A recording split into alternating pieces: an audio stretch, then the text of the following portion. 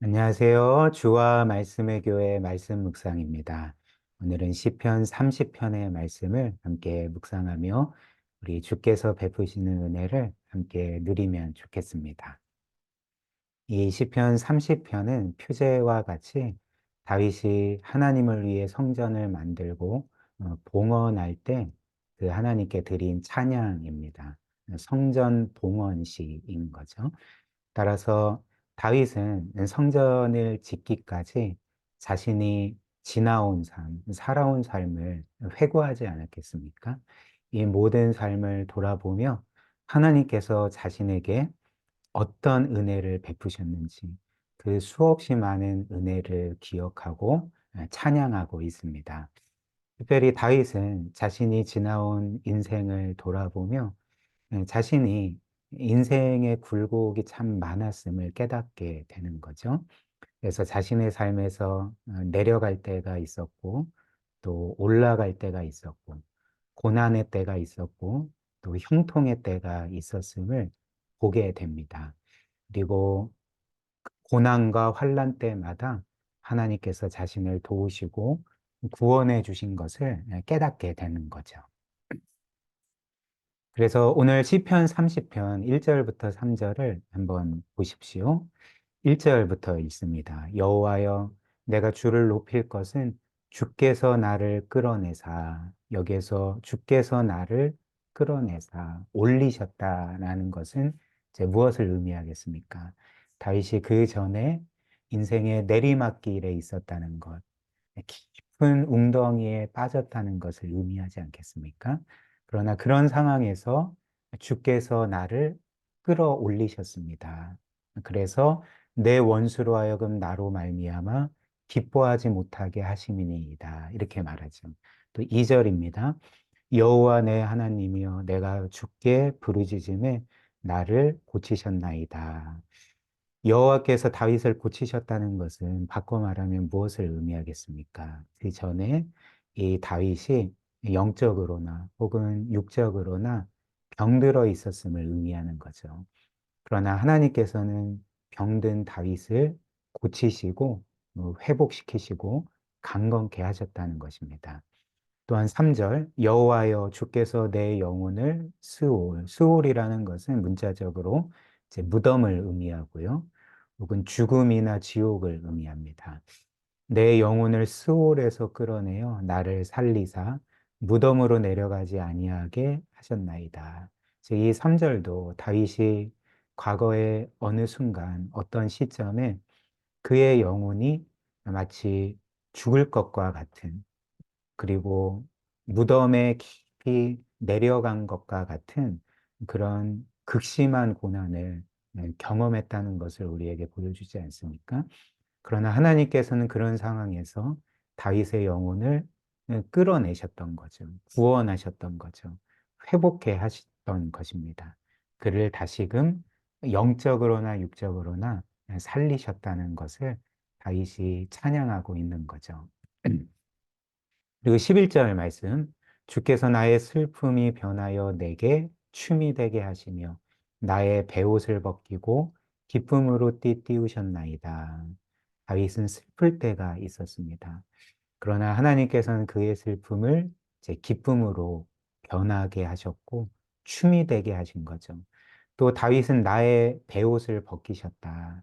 베옷은 그 애도의 상징 아닙니까? 슬픔의 상징인 거죠. 이런 슬픔 가운데 아픔 가운데 있었지만 주께서는 다윗을 기쁨으로 띠띠우셨나이다. 이렇게 찬양하고 있는 거죠.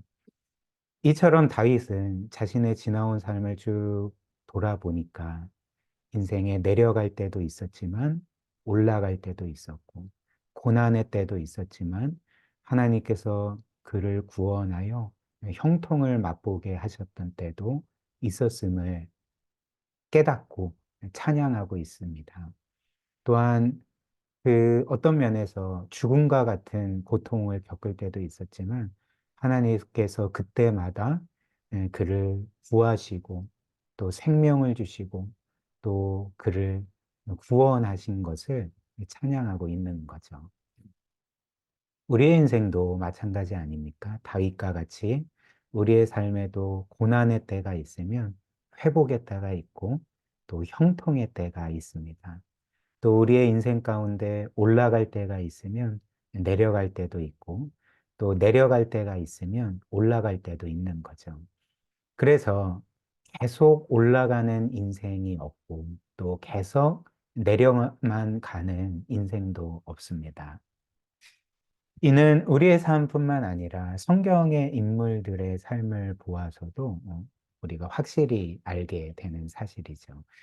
우리가 성경을 보면 성경에 기록된 인물들 중에 누구도 삶이 계속 형통하고 또 상승곡선을 그리며 인생을 살아간 사람은 한 사람도 없습니다. 혹은 계속 인생의 하강곡선을 그리며 내려간 사람도 없는 거죠. 하강이 있으면 상승이 있었다는 것입니다. 예를 들면 먼저 요셉을 한번 생각을 해 보십시오. 요셉은 어떤 삶을 살았을까요? 어렸을 때 형들에게 시기 질투를 당하고 그래서 이집트의 노예로 팔려가지 않았습니까? 그때 나이가 13살이었습니다. 그래서 17살이었고 그때부터 30살까지 13년간 이집트에서 노예로 비참한 삶을 살았던 거죠. 인생의 밑바닥까지 내려가게 됩니다. 그러나 그 이후에 어떻게 됩니까? 30살에 하나님의 놀라운 구원과 섭리로 이집트의 총리가 되는 인생의 내리막길에서 다시금 하나님께서 그를 끌어올리시는 은혜를 경험하지 않았습니까? 또한 모세를 생각해 보십시오. 모세는 원래 이집트의 왕자였죠. 물론 그 전에 히브리인의 그 버려진 아기였지만 놀랍게도 하나님의 섭리로 이집트의 왕가로 들어가서 이집트의 왕자로 살게 되었습니다. 이것도 어떤 면에서는 인생에서 그 밑바닥까지 내려갔다가 또 상승 곡선을 그리며 올라간 것을 보여주는 거죠. 그러나 그 이후에 어떻게 됐습니까? 다시 제 40년간 광야에서 양을 치는 그런 밑바닥까지 내려가게 된 거죠. 그리고 또 이후에 모세가 80세 때에 하나님은 그를 만나 주셨고 부르셨고 그를 이스라엘의 지도자로 세워주시지 않았습니까? 이처럼 모세의 삶도 하강곡선과 상승곡선을 그리며 그렇게 하나님의 은혜를 경험했던 거죠. 다윗도 마찬가지입니다.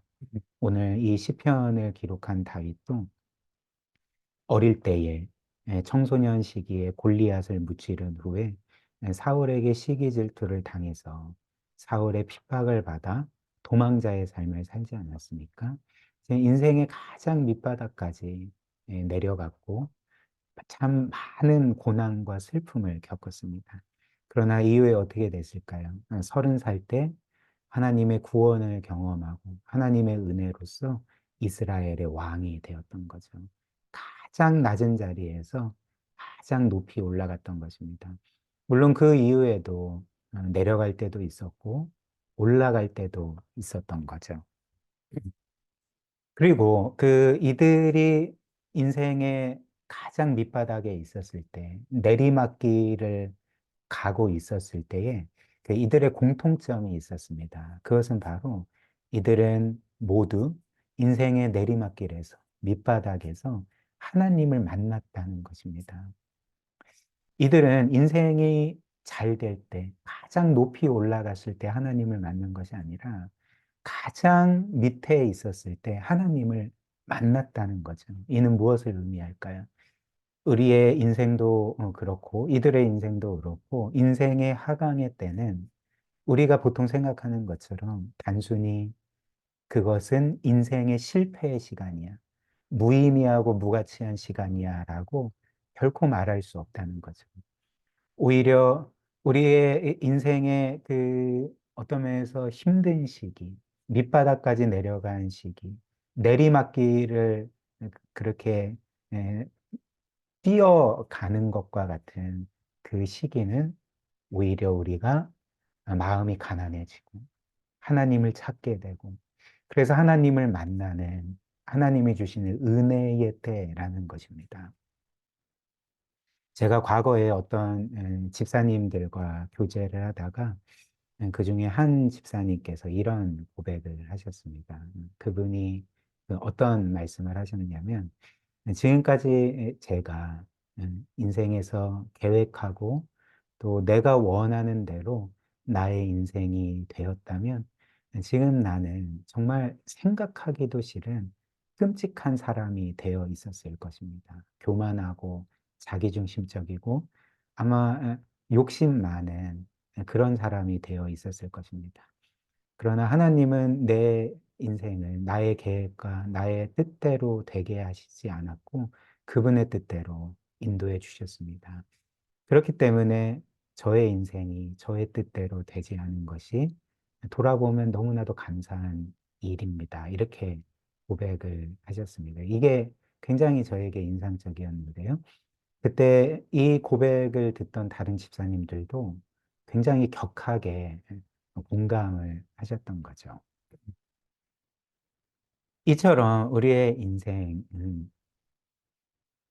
어떤 면에서 때로는 고난을 겪고 또 어떤 면에서는 밑바닥까지 내려가는 경험을 하지만 하나님께서는 그때에도 우리에게 은혜를 베푸셔서 하나님을 만나게 하시고 하나님을 주로 영접하게 하시고 그래서 그 우리의 인생이 하나님이 계획하신 가장 선하신 뜻대로 빚어지도록 우리의 삶을 그렇게 인도하신다는 것입니다. 또한 인생에서 겪는 고난 중에 어떤 것은 우리의 죄와 불순종에 대한 하나님의 징계임을 또 본문이 우리에게 말해주고 있는데요. 5절 말씀 보십시오. 다윗이 이렇게 말하죠. 그의 노염은 잠깐이요, 그의 은총은 평생이로다. 저녁에는 울음이 깃들일지라도 아침에는 기쁨이 오리로다. 지금 자신이 그 인생 가운데 고난을 겪었을 때에 그게 그 중에 어떤 것은 하나님의 노여움이었다. 그분의 그 분노하심이었다. 이렇게 말하고 있는 거죠. 또 7절, 주의 얼굴을 가리심에 내가 근심하였나이다. 하나님께서 그분의 얼굴을 가리셨다는 것도 그 이제 다윗과 또 우리의 죄와 불순종에 대한 징계였다는 것입니다. 그러나 그 오늘 본문 말씀이 또 다시 우리에게 알려주는 중요한 사실은 이렇게 하나님께서 때때로 우리의 죄와 불순종에 대해서 그 분노하시고 노하시고 또 징계하시지만 이런 하나님의 징계 또한 우리에게는 그분의 놀라운 은혜라는 거죠. 한번 생각을 해 보십시오. 한 사람이 그가 원하는 대로 또 그가 마음 먹는 대로 모든 일들을 하고 그렇게 마음대로 죄를 짓고 불순종하는데도 불구하고 그의 인생에 아무 일도 일어나지 아니하고 도리어 모든 것이 형통하다면 그것은 그에게 가장 큰 재앙이 되지 않겠습니까? 그는 결코 회개하지 않을 것이고 멸망의 길로 치달을 것입니다. 그러니까 오히려 죄를 짓고 불순종하는데도 형통한 것이 가장 큰 재앙이라는 거죠. 가장 큰 하나님의 형벌이라는 거죠. 그래서 이런 이유로 로마서 1장에 따르면 하나님께서 이렇게 죄인들을 내버려 두시는 것, 그냥 방치하시는 것이 가장 큰 형벌이라고 우리에게 알려주는 것입니다. 이것을 반대로 생각하면 어떻게 될까요? 우리가 죄를 짓고 불순종할 때 하나님께서 우리의 삶에 개입하시고 우리의 삶에 환란을 보내시고 우리를 징계하시는 것이 오히려 하나님의 놀라운 은혜라는 것입니다. 그래서 시편 119편 71편 1절에 유명한 구절이 있죠. 고난 당한 것이 내게 유익이라. 이로 말미암아 내가 주의 율례들을 배우게 되었나이다. 무슨 말일까요? 고난 자체가 하나님의 복이라는 거죠. 하나님의 은혜라는 거죠. 왜냐하면 죄 가운데 불순종 가운데 내가 고난을 겪음으로 하나님께 회개하고 그분의 그 율례들을 그분의 말씀들을 깨닫고 배우게 되기 때문에 오히려 이 모든 것들이 우리에게 은혜가 된다는 거죠. 그러나 이어서 5절은 우리에게 이렇게 말합니다. 그의 노염은 잠깐이요 그의 은총은 평생이로다. 저녁에는 울음이 깃들일지라도 아침에는 기쁨이 우리로다. 다윗은 지금 그의 노염은 잠깐이다. 그러나 그의 은총은 평생이다. 이렇게 말하고 있습니다. 이 말씀이 우리에게 알려주는 사실이 무엇입니까? 하나님께서 때때로 우리의 죄와 불순종에 대해서 노하실 때가 있지만 하나님께서 노하시는 것은 우리를 향한 그분의 은혜가 중단되었음을 의미하지 않는다는 거죠. 왜냐하면 그의 노염은 잠깐이지만 그분의 우리를 향한 은총은 평생이기 때문에 여기서 평생이라는 것은 결코 중단되지 않는다는 것을 의미하지 않겠습니까? 즉, 하나님은 그분의 노염 중에서도 그분이 그 우리에게 베풀기를 원하시는 은총을 중단하지 않으신다는 것입니다. 노염은 잠깐이지만 그분의 은총은 계속되고 그렇기 때문에 어떤 면에서 노염 가운데서도 여전히 은총을 우리에게 베풀고 계시는 거라는 거죠. 또한 이 말씀, 이 고백은 우리에게 이렇게 하나님의 본심은 노염이 아니라 징계가 아니라 우리의 삶에 평생 베풀어 주시는 은총임을 우리가 깨닫게 되는 거죠. 이런 이유로 예레미야가 3장은 우리에게 이렇게 말해줍니다. 그가 비록 즉 하나님께서 비록 근심하게 하시나 그의 풍부한 인자하심에 따라 긍휼히 여기실 것이니라. 주께서 인생으로 고생하게 하시며 근심하게 하시면 본심이 아니시로다. 하나님이 때로 우리를 근심하게 하시고 고생하게 하시고 징계하시지만 그게 본심이 아니다. 오히려 32절처럼 그분의 풍부한 인자하심에 따라 우리를 긍휼히 여기시는 것, 우리를 구원하시는 것이 하나님의 진짜 마음이다. 이렇게 알려주는 거죠. 특별히 이렇게 하나님의 본심이 그분의 진노나 심판이 아니라 그분의 놀라운 사랑과 우리를 구원하시는 거라는 것이 가장 분명하게 드러난 사건이 있죠. 그 사건이 무엇입니까? 바로 하나님께서 죄인들인 우리를 대신하여 그분의 외아들을 십자가에 못 박으신 것. 그래서 원래 죄로 인해 우리가 진노를 받고 심판을 받았어야 하나 하나님께서 우리 대신 그 아들을 심판하시고 그 아들에게 진노하신 것 안에서 하나님의 본심은 심판이 아니라 진노가 아니라 우리를 향한 사랑이고 구원임을 우리가 분명하게 깨닫게 되지 않습니까? 하나님은 이렇게 그분의 아들을 심판하실 정도로 우리를 심판하기를 원하지 않으신다는 거죠. 고린도후서 5장 21절입니다. 하나님이 죄를 알지도 못하신 이를 즉 예수 그리스도를 그분의 외아들을 우리를 대신하여 죄로 삼으신 것은 우리로 하여금 그 안에서 하나님의 의가 되게 하려 하심이라. 여기에서 죄로 삼으셨다는 것은 헬라어 원문에 따르면 죄로 만드셨다는 것입니다. 즉 성부께서 그분의 순결한 아들을 우리 대신 죄로 만드셔서 십자가에 못 박아 죽이신 것은 그 안에서 우리가 하나님의 의가 되게 하시기 위해서, 우리를 구원하시고 그분의 자녀가 되게 하시기 위해서 그런 일을 하셨다. 즉, 하나님은 이만큼 우리를 사랑하시고 귀하게 여기신다는 것입니다.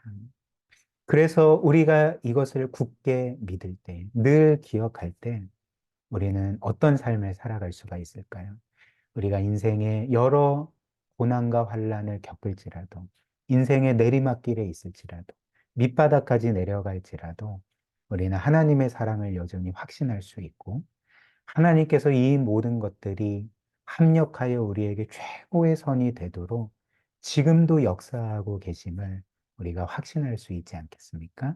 그리고 다윗처럼 우리는 이 하나님을 기뻐하고 찬양하고 온 마음을 다해 순종할 수 있게 될 것입니다.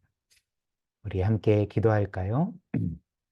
우리는 종종 하나님께서 마치 우리에게 그냥 엄하신 분, 가혹하신 분이냐, 그렇게 하나님을 오해할 때가 많은 것 같습니다. 그러나 그리스도의 십자가는 우리의 이런 모든 오해를 단번에 없앱니다. 왜냐하면 그리스도의 십자가 죽음이 하나님이 우리를 얼마나 사랑하시는지를 보여주기 때문에 그런 거죠. 특별히 예수 그리스도는 요한복음에 보면 나와 아버지는 하나이니라. 또 나를 본 자는 아버지를 보았다. 이렇게 말씀하셨고요. 신약의 서신서들은 예수 그리스도가 성부 하나님의 본체라고 말하고 있습니다. 무슨 말일까요? 성자 예수 그리스도께서 사람의 몸을 입고 이 세상에 오신 하나님이시기 때문에 성자 예수께서 성부 하나님이 어떤 분이신지를 우리에게 정확히 보여주셨다는 거죠. 즉, 성자 하나님이 예수 그리스도가 자신의 생명을 우리를 위해 아낌없이 내어주시고 우리를 끝까지 희생적으로 사랑하신 그 사랑이 바로 우리를 향한 성부 하나님의 사랑이었다는 것입니다. 이 사랑을 늘 기억하며 확신하며 늘 기쁨과 감사함과 평안함과 또 순종함이 넘치는 삶을 살게 해달라고 오늘 우리 함께 말씀 기억하며 기도하도록 하겠습니다.